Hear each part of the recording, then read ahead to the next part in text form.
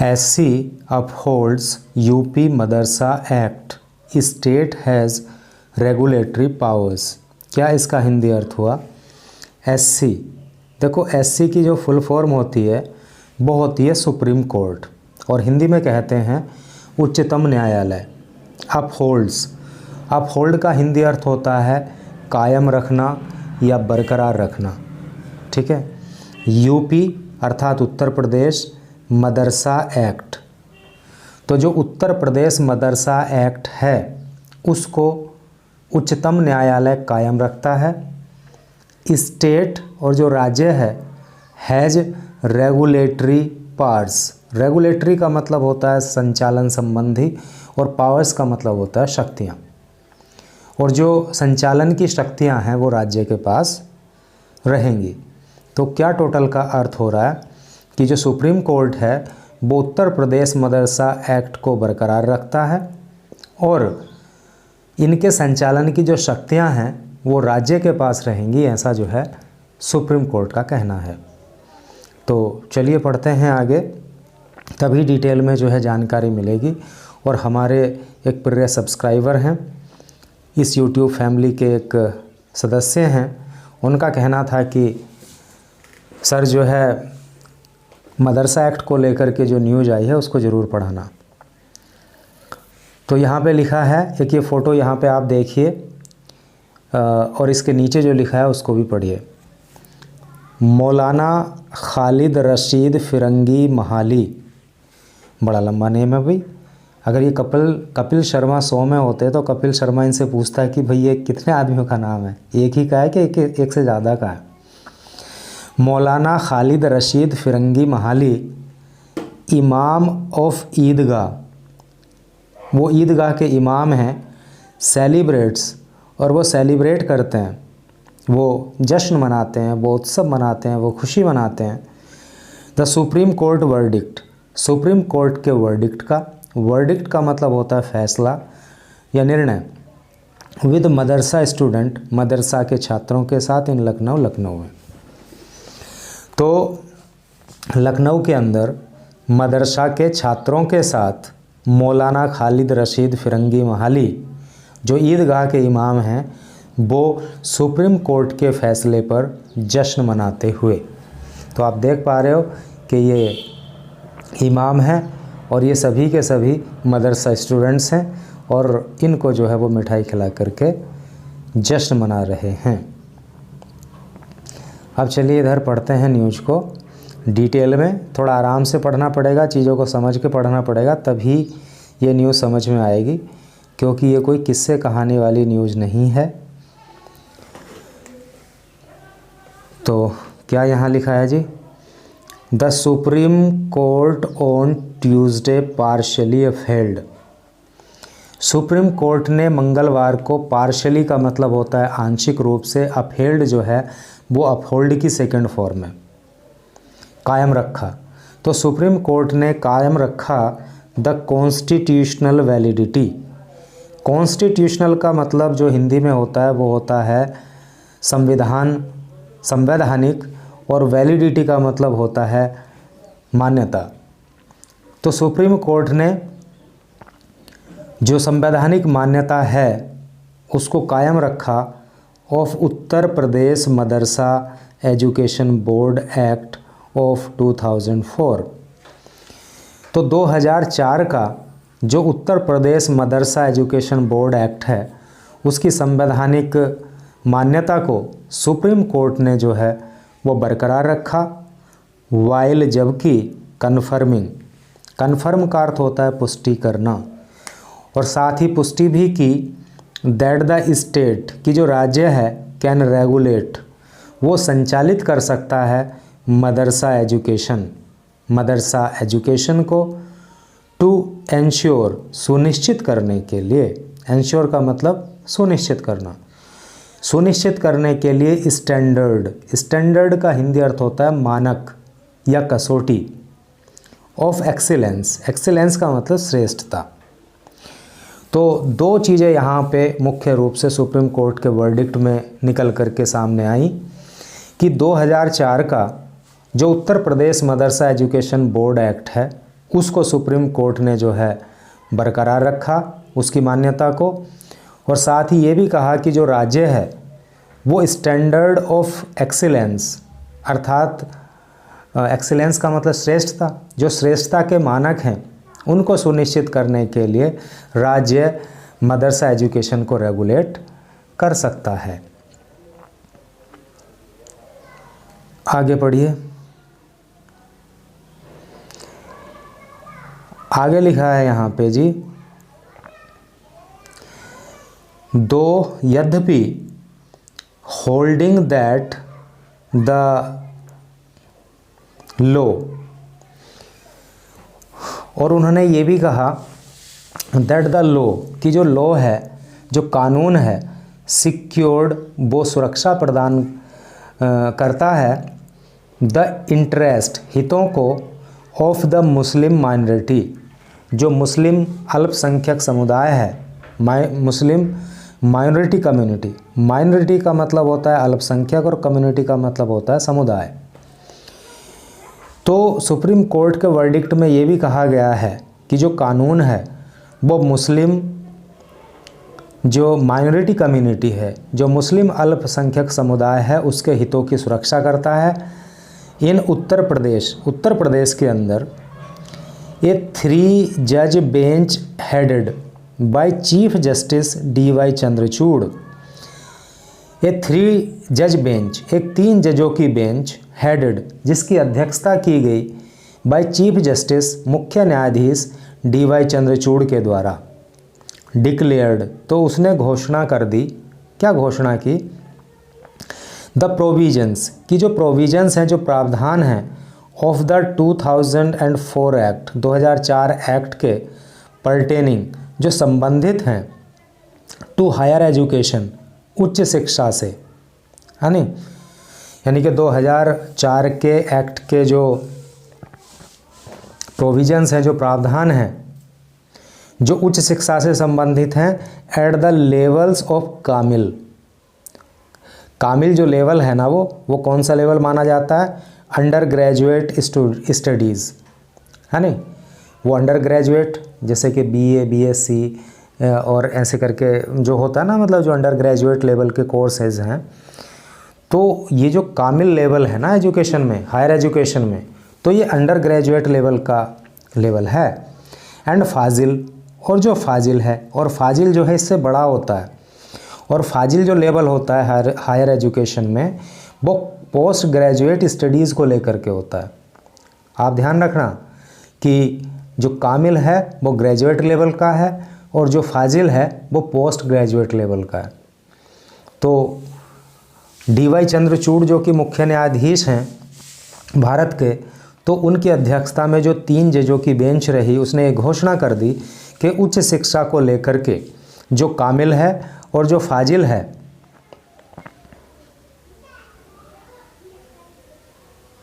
Were the direct conflict, were in direct conflict, तो ये ही सीधे सीधे कॉन्फ्लिक्ट में थे। डायरेक्ट का मतलब सीधा, कॉन्फ्लिक्ट का मतलब होता है संघर्ष। तो इन्हीं जो डिग्रीज़ हैं, इन्हीं जो ये करके मतलब जो लेवल है ना एजुकेशन के, तो इन्हीं को लेकर के सीधा संघर्ष रहा विद द प्रोविजंस, प्रावधानों के साथ, of the university grant commission, जिसको शॉर्ट में UGC बोल देते हैं। तो जो यूनिवर्सिटी ग्रांट कमीशन है, कमीशन एक्ट है, उसको लेकर के एंड 10, और इस प्रकार से अनकॉन्स्टिट्यूशनल, और इस प्रकार से इनको जो है अनकॉन्स्टिट्यूशनल कहा गया। अनकॉन्स्टिट्यूशनल का मतलब होता है असंवैधानिक या संविधान के खिलाफ। तो कहने का मतलब ये है कि जजों की बेंच ने कहा कि बाकी तो सब ठीक था, लेकिन जो कामिल और फाजिल हैं, यही वो हायर एजुकेशन के लेवल हैं जिनको लेकर के जो UGC एक्ट है उसके प्रावधानों से मैच नहीं हो रहा था, और यही विवाद का मुख्य मुद्दा था, और इसलिए इनको अनकॉन्स्टिट्यूशनल जो है वो कहा जा रहा था।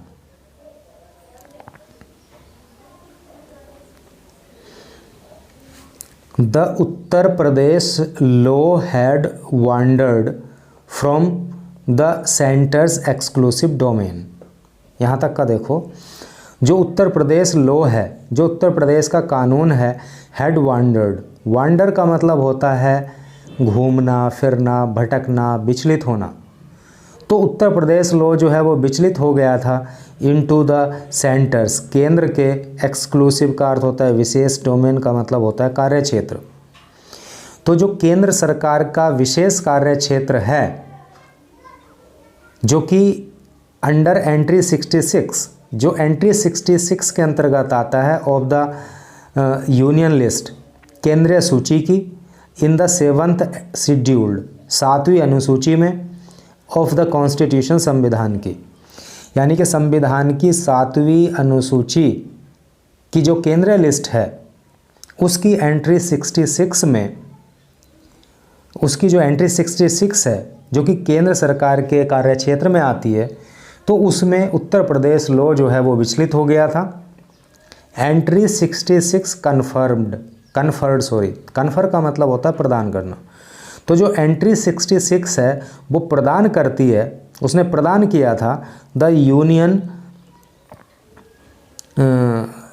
यूनियन को, केंद्र को, द ऑथोरिटी, अधिकार, टू मेक, बनाने का, लॉज, कानून, टू डिटरमिन करने के लिए, है नी, पुष्टि करने के लिए, एंड रेगुलेट, और संचालित करने के लिए, द स्टैंडर्ड, मानकों को, ऑफ हायर एजुकेशन, उच्च शिक्षा के।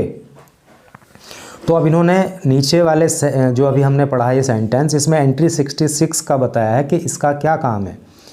तो जो एंट्री 66 है उसने केंद्र को ये अधिकार दिया था कि वो जो है उच्च शिक्षा के जो मानक हैं उनको निर्धारित करने के लिए, उनको तय करने के लिए, उनको डिटरमिन करने के लिए और उनको संचालित करने के लिए कानून बना सकती है। तो केंद्र के पास जो है ये अधिकार किसने दिया? एंट्री 66 ने।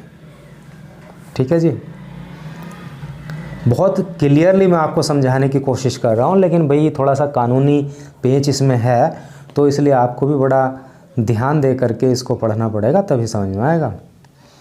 द जजमेंट, ये जो जजमेंट है, जो निर्णय है, जो फैसला है, ऑथर्ड, जो कि लिखा गया बाय द चीफ जस्टिस, मुख्य न्यायाधीश के द्वारा, सैड, तो इस निर्णय में कहा गया है द 2004 एक्ट के 2004 का जो एक्ट है, एक्सेप्ट, सिवाय, at the Kamil and Fazil level, कि ये तो 2004 का मदरसा एक्ट है, तो इसमें अगर कामिल और फाजिल लेवल को अगर छोड़ दें तो इसके अलावा वॉज कंसिस्टेंट, तो ये कंसिस्टेंट था, ये लगातार काम में था, with the positive obligations, positive का मतलब सकारात्मक और ऑब्लिगेशन का मतलब होता है कृतज्ञता या अनुग्रह या एहसान, तो ये लगातार जो है कृतज्ञता में था, ऑफ द स्टेट, राज्य के, टू एंश्योर, सुनिश्चित करने के लिए, दैट की स्टूडेंट्स, की जो छात्र हैं,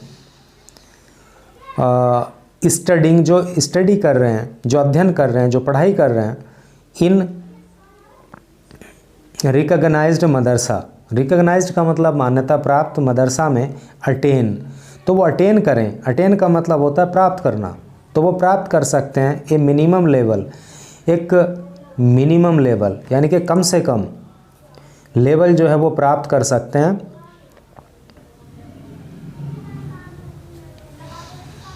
ऑफ कॉम्पिटेंसी, कॉम्पिटेंसी का मतलब होता है क्षमता या योग्यता या सामर्थ्य या काबिलियत, काबिलियत का, दैट अलाउज, जो अलाउ करती है नहीं, जो अलाउ करती है, जो अनुमति देती है, जो इजाज़त देती है, दैम, उनको, टू इफ़ेक्टिवली पार्टिसिपेट, कि वो इफ़ेक्टिवली का मतलब होता है प्रभावशाली तरीके से पार्टिसिपेट कर सकें, हिस्सेदारी कर सकें इन सोसाइटी, समाज में, एंड अर्न, और कमा सकें ए लिविंग, अपनी जीविका। तो सीधा सीधा अगर मैं आपको बताऊं तो कहने का मतलब ये है कि कहा यह गया है कि केवल अगर कामिल और फाजिल को छोड़ दें तो बाकी जो भी एजुकेशन मदरसा लेवल की थी उसमें कोई दिक्कत नहीं थी। राज्य सरकार जो है उसको उसके वेलबींग के लिए, उसको डेवलप करने के लिए, आगे बढ़ाने के लिए, उसकी ग्रोथ के लिए जो कर रही थी वो कर रही थी, वो सब लगातार चल रहा था। और स्टूडेंट्स को जो है इस काबिल बनाया जा रहा था कि वो समाज में हिस्सेदारी कर सकें और वो अपनी जीविका भी कमा सकें। अगर विवाद की स्थिति थी तो वो सिर्फ कामिल और फाजिल को लेकर के ही थी, इस तरह से करके। ही ऑब्जर्व्ड, ही किसके लिए आया है? ये चीफ जस्टिस ऑफ इंडिया यानी कि डी.वाई. चंद्रचूड़ के लिए आया है, क्योंकि 3 जजों की जो बेंच रही तो उसके अध्यक्ष कौन रहे? डी.वाई. चंद्रचूड़ ही रहे। तो ही ऑब्जर्व्ड, उन्होंने कहा दैट कि द एक्ट, कि ये जो एक्ट है विच अलाउड, जिसने अलाउ किया था, जिसने जो अलाउ करता है, क्या करता है? द बोर्ड को टू प्रेस्क्राइब, प्रेस्क्राइब का मतलब होता है निर्धारित करना। तो जज साहब का कहना है कि ये जो एक्ट है ना, मदरसा एक्ट जो है, तो ये बोर्ड को अनुमति देता है, बोर्ड को इजाज़त देता है टू प्रेस्क्राइब, निर्धारित करने के लिए, द करिकुलम, पाठ्यक्रम को, क्वालिफिकेशन, योग्यता को, ऑफ टीचर्स की, एंड स्टैंडर्ड, और मानकों को, ऑफ इंफ्रास्ट्रक्चर के। समझ रहे हो ना आप? कहने का मतलब ये है कि ये जो एक्ट है ना, ये एजुकेशन बोर्ड, जो मदरसा एजुकेशन बोर्ड है, उसको अधिकार देता है कि वो जो टीचर्स होंगे उनकी क्या क्वालिफ़िकेशन होनी चाहिए, जो इंफ्रास्ट्रक्चर के स्टैंडर्ड हैं। इंफ्रास्ट्रक्चर का मतलब क्या होता है? मौलिक ढांचा, कि भाई मदरसा कितनी ज़मीन में बना हुआ होना चाहिए, मदरसे के अंदर क्या क्या सुविधाएं होनी चाहिए, कितने रूम्स होने चाहिए, वो सारा क्या आता है? वो इंफ्रास्ट्रक्चर कहा जाता है वहाँ पे। तो डिड नॉट डायरेक्टली का मतलब सीधा सीधा, डिड नॉट डायरेक्टली इंटरफेयर, तो वो सीधा सीधा इंटरफेयर नहीं करता। इंटरफेयर का मतलब होता है हस्तक्षेप करना with the day to day administration. Day to day का मतलब होता है प्रतिदिन का, रोज़मर्रा का। एडमिनिस्ट्रेशन, प्रशासन ऑफ रिकॉग्नाइज्ड मदरसाज, जो कि रिकॉग्नाइज्ड मदरसा हैं। कहने का मतलब सीधा सीधा ये है कि ये जो एक्ट है ना, वो मदरसा बोर्ड को ये तो अनुमति देता है कि वो टीचर्स की क्वालिफ़िकेशंस निर्धारित करें, मदरसों का क्या इंफ्रास्ट्रक्चर लेवल पे क्या फैसिलिटीज़ होनी चाहिए वो निर्धारित करें, लेकिन डे टू डे एडमिनिस्ट्रेशन जो है उसमें हस्तक्षेप करने का इजाज़त नहीं देता।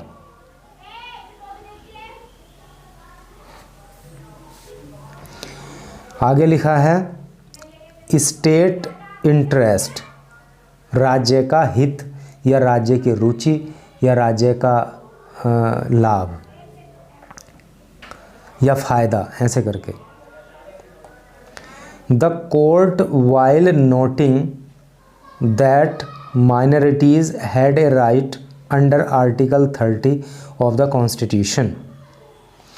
कोर्ट ने वाइल नोटिंग, कोर्ट ने नोट किया, ये बात कही, क्या कही? कि माइनॉरिटीज़ हैड ए राइट, कि जो अल्पसंख्यक समुदाय हैं उनको अधिकार है, उनको राइट है अंडर आर्टिकल 30, आर्टिकल 30 के तहत ऑफ द कॉन्स्टिट्यूशन, संविधान के। अर्थात कोर्ट का कहना है कि संविधान के आर्टिकल 30 के तहत अल्पसंख्यकों को ये अधिकार है कि वो क्या करें? इस्टेब्लिश, वो स्थापित कर सकते हैं, एंड एडमिनिस्टर, और वो संचालन कर सकते हैं मदरसा का, टू इम्पार्ट का अर्थ होता है प्रदान करना, प्रदान करने के लिए रिलीजियस, धार्मिक, और सेक्युलर का अर्थ होता है धर्मनिरपेक्ष, और धर्मनिरपेक्ष एजुकेशन, शिक्षा, यानी कि धार्मिक भी और धर्मनिरपेक्ष भी, दोनों ही तरह की शिक्षा, चाहे तो वो धार्मिक हो चाहे वो धर्मनिरपेक्ष हो, किसी भी तरह की शिक्षा वो दे सकते हैं। सेड कहा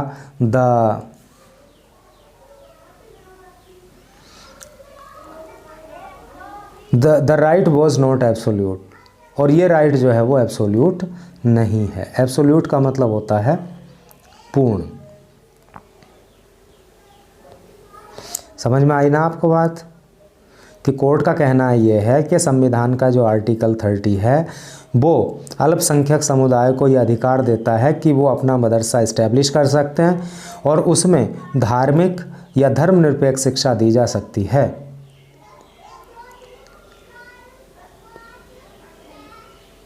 आप पढ़िए यहाँ पे, the state has an interest, जो राज्य है उसका ये इंटरेस्ट है क्या, इन मेंटेनिंग, मेंटेन करने में, है नी, द स्टैंडर्ड, स्टैंडर्ड को, कसौटियों को, मानकों को, ऑफ एजुकेशन, शिक्षा के, यानी कि राज्य का अधिकार है कि वो शिक्षा का जो कसौटी है, शिक्षा का जो मानक है उसको तय करे। इन माइनॉरिटी इंस्टीट्यूशंस, जो अल्पसंख्यक समुदाय के संस्थान हैं, यानी कि अल्पसंख्यक संस्थान हैं, उनमें उनको मेंटेन करे, उनको बरकरार रखे। एंड मे इम्पोज, और वो लागू भी कर सकता है। इम्पोज का मतलब होता है लागू कर देना, लगा देना, और वो लगा सकता है रेगुलेशन क्या है ये, रेगुलेशनल कंडीशंस। रेगुलेशनल कंडीशन का मतलब हो गया संचालन संबंधी शर्तें, और राज्य चाहे तो संचालन संबंधी शर्तें भी रख सकता है for grants of aid, aid grant करने के लिए। ग्रांट का मतलब प्रदान करना, एड का मतलब होता है मदद, मदद देने के लिए। एंड रिकॉग्निशन, और मान्यता देने के लिए। कहने का मतलब ये है, सुप्रीम कोर्ट का कहना ये है कि राज्य सरकार जो है वो यदि चाहे तो वहाँ पे जो एजुकेशन का स्टैंडर्ड है उसको मेंटेन करने के लिए काम कर सकती है माइनॉरिटी इंस्टीट्यूशंस में। और अगर किसी माइनॉरिटी इंस्टीट्यूशंस को सरकार की मदद चाहिए, सरकार से मान्यता चाहिए, तो उसके लिए सरकार जो है अपना एक स्टैंडर्ड तय कर सकती है कि भाई अगर आप इस स्टैंडर्ड पे खरे उतरोगे तो हम आपको आर्थिक मदद भी देंगे और आपको जो है मान्यता भी देंगे। तो ये बात जो है राज्य सरकार चाहे तो तय कर सकती है।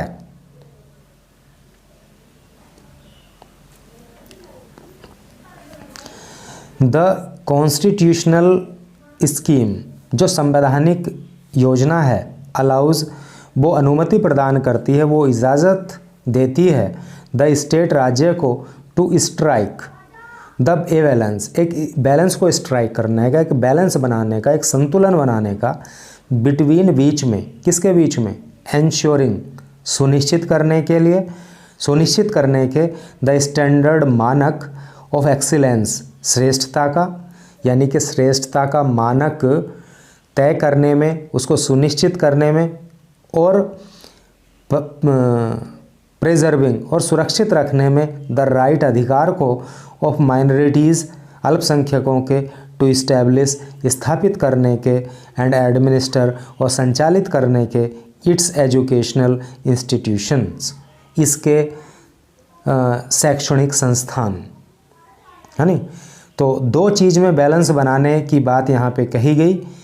एक तो ये कि जो स्टैंडर्ड ऑफ एक्सीलेंस है, श्रेष्ठता के जो मानक हैं उसमें, और जो अल्पसंख्यक समुदाय के लोगों के अधिकार हैं कि वो अपना एजुकेशनल संस्थान स्थापित कर सकते हैं और उन एजुकेशनल इंस्टीट्यूशंस को वो रन कर सकते हैं, उनको एडमिनिस्टर कर सकते हैं।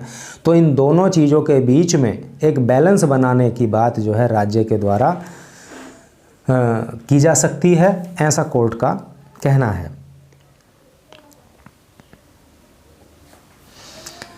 द यूनैनिमस, यूनैनिमस का जो हिंदी मतलब होता है ना, इम्पोर्टेंट वर्ड है, याद कर लेना इसको। यूनैनिमसली आपने सुना होगा, तो यूनैनिमसली जो है वो एडवर्ब होता है। तो द यूनैनिमस जजमेंट, और यूनैनिमस जो होता है वो एडवर्ब होता है। तो यूनैनिमस का मतलब होता है हो गया सर्वसम्मति से। तो सर्वसम्मति का जो जजमेंट है, जो निर्णय है, with justices JB Pardiwala and Manoj Mishra on the bench said. अभी आपको पीछे पता लगा था कि 3 जजेज की बेंच थी, जिसमें मुख्य जो भूमिका में थे, अर्थात जो इस बेंच के अध्यक्ष थे वो DY चंद्रचूड़ थे, जो कि चीफ जस्टिस ऑफ इंडिया भी हैं। तो बाकी 2 जज कौन रहे इसमें, JB पारदीवाला और मनोज मिश्रा। तो वही यहाँ पे कह रहा है कि सर्वसम्मति से जो है निर्णय लिया गया। और कौन कौन जज रहे हैं, JB पारदीवाला और मनोज मिश्रा। तो इस बेंच ने कहा, क्या कहा, दैट एजुकेशन की जो शिक्षा है इन एंट्री 25 में ऑफ द कनकरेंट का जो मतलब होता है वो समवर्ती होता है, ठीक है, या सहकारी होता है या संयुक्त होता है। सहकारी, संयुक्त, समवर्ती, इसका मतलब होता है लिस्ट मस्ट बी गिवन, वो दी जानी चाहिए, ए वाइड मीनिंग, एक बड़ा मीनिंग। कहने का मतलब ये है कि इस बेंच का कहना ये है कि जो लिस्ट 25 है तो उसको एक बड़ा मीनिंग दिया जाना चाहिए, वो एक बड़े मीनिंग में समझी जानी चाहिए। ऐसा नहीं कि उसको आप नैरो तरीके से समझ सकते हो, उसका एक वाइड मीनिंग है, एक विस्तृत मीनिंग उसका है। दो यद्यपि रिकॉग्नाइज्ड मदरसाज, यद्यपि जो मान्यता प्राप्त मदरसा हैं, इम्पार्टेड, उन्होंने इम्पार्ट किया, उन्होंने दिया क्या, रिलीजियस इंस्ट्रक्शंस, धार्मिक निर्देश या धार्मिक शिक्षा। दियर प्राइमरी एम वॉज, जबकि उनका जो प्राइमरी, जो प्राथमिक उनका लक्ष्य था वो था एजुकेशन, शिक्षा, ब्रिंगिंग, जो उनको लेकर, ब्रिंगिंग दैम, जो उनको लेकर के आए, विद इन द एम्बिट, परिधि के अंदर, ऑफ एंट्री 25, एंट्री 25 की।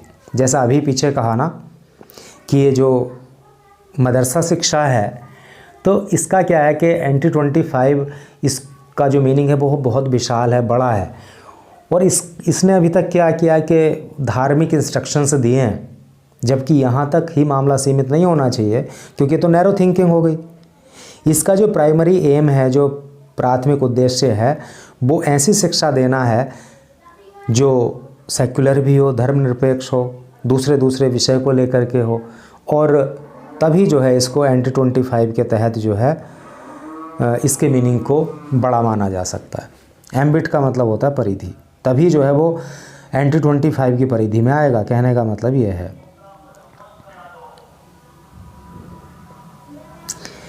चीफ जस्टिस एक्सप्लेन्ड, जो मुख्य न्यायाधीश हैं उन्होंने एक्सप्लेन किया, जो मुख्य न्यायाधीश हैं उन्होंने व्याख्या दी, that article 21A must be read, कि जो आर्टिकल 21A है उसको भी पढ़ा जाना चाहिए, उसको भी समझा जाना चाहिए, कंसिस्टेंटली, लगातार, सतत तरीके से, विद द राइट्स, अधिकारों के, ऑफ रिलीजियस, धार्मिक, एंड लिंग्विस्टिक माइनॉरिटीज़।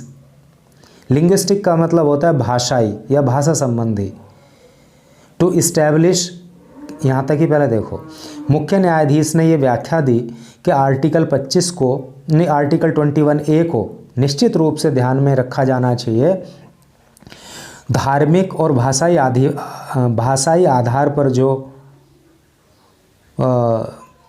माइनॉरिटीज़ हैं, जो अल्पसंख्यक हैं, उनके अधिकारों को लेकर के, टू इस्टेब्लिश, स्थापित करने के, एंड एडमिनिस्टर, और संचालित करने के, एजुकेशनल इंस्टीट्यूशन, शैक्षणिक संस्थान, ऑफ देयर चॉइस, उनकी चॉइस के। आप समझ रहे हो ना, कहने का मतलब यह है कि जब धार्मिक आधार पर और भाषाई आधार पर जो अल्पसंख्यक हैं तो उनका अधिकार क्या है कि वो अपने एजुकेशनल इंस्टीट्यूट स्थापित कर सकते हैं, इस्टेब्लिश कर सकते हैं, और उनको एडमिनिस्टर कर सकते हैं, उसको रन कर सकते हैं। तो जब उनके इन अधिकारों को ध्यान में रखा जाए तो साथ ही साथ आर्टिकल 21A को भी निश्चित ही ध्यान में रखा जाना चाहिए। ये जो है चीफ जस्टिस का कहना है। लास्ट ही चल रहा है बस इसका न्यूज़ का। The Madrasa board under the act, तो जो मदरसा बोर्ड है इस एक्ट के अंतर्गत, with the approval of state government, राज्य सरकार के अप्रूवल के साथ, यानी अप्रूवल का मतलब अनुमोदन, वॉज फ्री, वो आज़ाद है, आज़ाद था, टू इनेक्ट करने के लिए, यानी कानून बनाने के लिए, रेगुलेशन को इनेक्ट करना, नियम बनाने के लिए, टू एंश्योर, सुनिश्चित करने के लिए, दैट की रिलीजियस माइनॉरिटी इंस्टीट्यूशंस, की जो धार्मिक अल्पसंख्यक समुदाय के संस्थान हैं, इम्पार्ट वो प्रदान कर सकते हैं सेक्युलर एजुकेशन धर्मनिरपेक्ष शिक्षा ऑफ द रिक्विजिट। रिक्विजिट का मतलब होता है अपेक्षित स्टैंडर्ड, अपेक्षित स्टैंडर्ड्स की, है नी, ऐसे स्टैंडर्ड, ऐसे मानक, ऐसी कसौटी जिसकी उम्मीद की जाती है विदाउट, बिना डिस्ट्रॉइंग, नष्ट किए हुए द माइनॉरिटी कैरेक्टर, माइनॉरिटी का कैरेक्टर यानी कि अल्पसंख्यकों का जो कैरेक्टर है, जो गुण है, जो लक्षण है नी, उसको नष्ट किए बिना। ये सेंस क्लियर इस चीज़ का हुआ कि नहीं हुआ है? देखो इसमें कहना ये चाह रहा है कि जो the Madrasa board under the act, जो मदरसा बोर्ड है, जो एक्ट 2004 में आया, तो कहने का मतलब यह है कि उसके तहत जो मदरसा बोर्ड है तो वो क्या कर सकता है, राज्य सरकार से अप्रूवल लेकर के वो इस चीज़ के लिए फ्री है, वो आज़ाद है कि वो धार्मिक माइनॉरिटी इंस्टीट्यूशंस को स्थापित कर सकता है, उसको रन कर सकता है, वो वहाँ पे धर्मनिरपेक्ष शिक्षा दे सकता है, और जो है ऐसा करने के साथ साथ वो जो उसका अपना माइनॉरिटी कैरेक्टर है, जो अल्पसंख्यक एक उसका लक्षण है, जो गुण है, जो उसकी पहचान है, तो उसको भी नष्ट नहीं करना। भाई सेकुलर एजुकेशन भी दे सकते हो, रिलीजियस एजुकेशन भी दे सकते हो, लेकिन केवल रिलीजियस एजुकेशन मदरसे में देना, उसका जो ब्रॉड मीनिंग है, जो वाइड मीनिंग है, उसकी सही व्याख्या नहीं करता। यानी कि वहाँ पे रिलीजियस एजुकेशन के साथ साथ जो सेकुलर एजुकेशन है वो भी दी जानी चाहिए, वो सब करके। क्योंकि यार शिक्षा का ये हम अलग से बात कर रहे हैं, शिक्षा जो होती है ना वो सिर्फ धार्मिक शिक्षा से ही सब कुछ नहीं हो सकता। हाँ, जीवन मूल्यों के लिए धार्मिक शिक्षा ज़रूरी है, वो चाहे किसी भी धर्म की हो, लेकिन अगर हमें अपनी लाइफ में आगे बढ़ना है, हमें विकास करना है, हमें नई नई चीज़ों को समझना है, तो फिर दूसरे सब्जेक्ट की नॉलेज, साइंस की नॉलेज, मैथ्स की नॉलेज, है नहीं, ये सब भी ज़रूरी है, वो सब चाहिए, तभी जो है व्यक्ति आगे बढ़ता है। पता है ये दूसरे कंट्री जो है, मान लो अमेरिका है या फिर फ्रांस है, जर्मनी है, जापान है, सब इतना आगे क्यों हैं? क्योंकि वो धार्मिक शिक्षा पे तो ध्यान देते हैं, बट उससे भी ज़्यादा वो जो इस तरह की ये शिक्षा होती है ना, टेक्निकल एजुकेशन जिसको कह सकते हैं, उस पर फोकस करते हैं। इसीलिए जो है हमारे यहाँ धर्म को लेकर के लोग लड़ाई झगड़ों में अपना टाइम वेस्ट करते हैं, वहाँ पे वो जो है इन्वेंशन में अपना टाइम लगाते हैं। तो हमें भी जो है ऐसा नहीं है कि यार मतलब हम दूसरे लोगों से कुछ सीख नहीं सकते, कि हम ही सबसे अच्छे हैं, वी आर द बेस्ट, ऐसा नहीं है। सबके अंदर कुछ ना कुछ क्वालिटीज़ होती हैं, तो हम दूसरों की क्वालिटीज़ से कुछ सीख करके हम भी आगे जा सकते हैं।